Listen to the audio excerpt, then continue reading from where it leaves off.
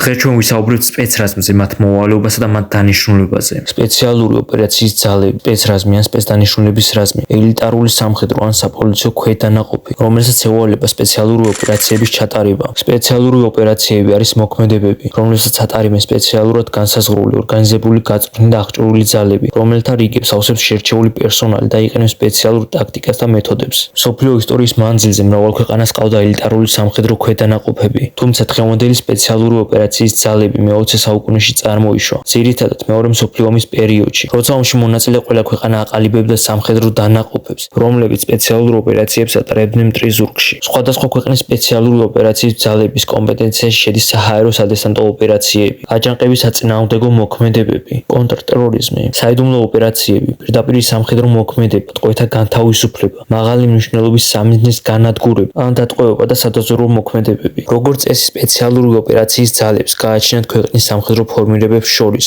საუკეთესო შეიარაღება, აღჭურვილობა და სამხედრო მომზადება. სპეცრაზმი წარმოადგენს მაღალ დონეზე მომზადებულ სამხედრო შენაერთს, რომლის წევრებს უწევთ არასტანდარტული და ძალიან სახიფათო მისიების შესრულება. სპეციალური მომზადებისა და მაღალი რისკის გამო, ნებისმიერ ქვეყანას სპეცდანიშნულების რაზმი იგივე სპეცრაზმელები ჰყავს მცირე რაოდენობით. მინდა გაგაცნოთ იმის მცირედი ჩამონათვალი თუ რა შედის სპეცრაზმის შესაძლებლობებში. დაზვერვა და მეთვალყურეობა მტრის ტერიტორიების.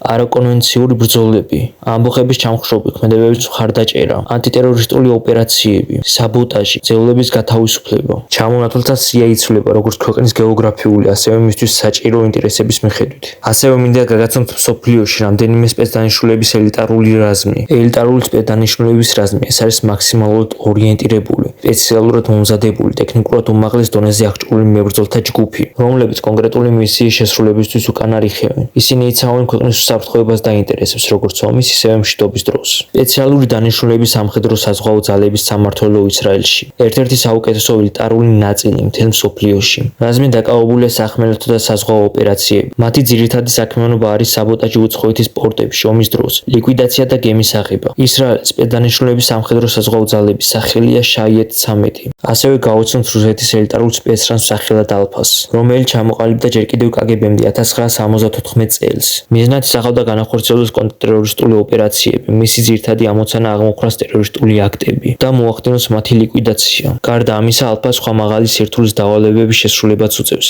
რუსეთის ფედერალური უშიშროების სამსახურის ბრძანებით, ჯგუფი ხშირად ხვდება ცხელ წერტილებში, მათ შორის რუსეთის რესპუბლიკებში, დაღესტნის, ჩეჩნეთის, ინგუშეთის და სხვა. ასევე გავეცნო დიდი ბრიტანეთის შეიარაღებული ძალების საჰაერო სამსახურს, რომელიც ითვლება საუკეთესოდ ევროპაში. დაარსდა 1951 წელს. ეს არის სპეციალური დანიშნულების რაზმი, რომელიც ჩართულია მტრის ძალების შესახებ ინფორმაციის მოპოვებაში, ასევე ანტიტერორისტულ ოპერაციებში. საწვრთნელი კურსი მოიცავს მებრძოლის გამოცდას ყველა სახის დაბრკოლებაში, ჯუნგლებში გადაჭენის უნარის გამომუშავებას და ასევე 36 საათიან მკაცრ დაკითხვას. თუ გსურთ ამ თემასთან დაკავშირებით გადავიღო უფრო ვრცელი ვიდეო და წერეთ კომენტარებში.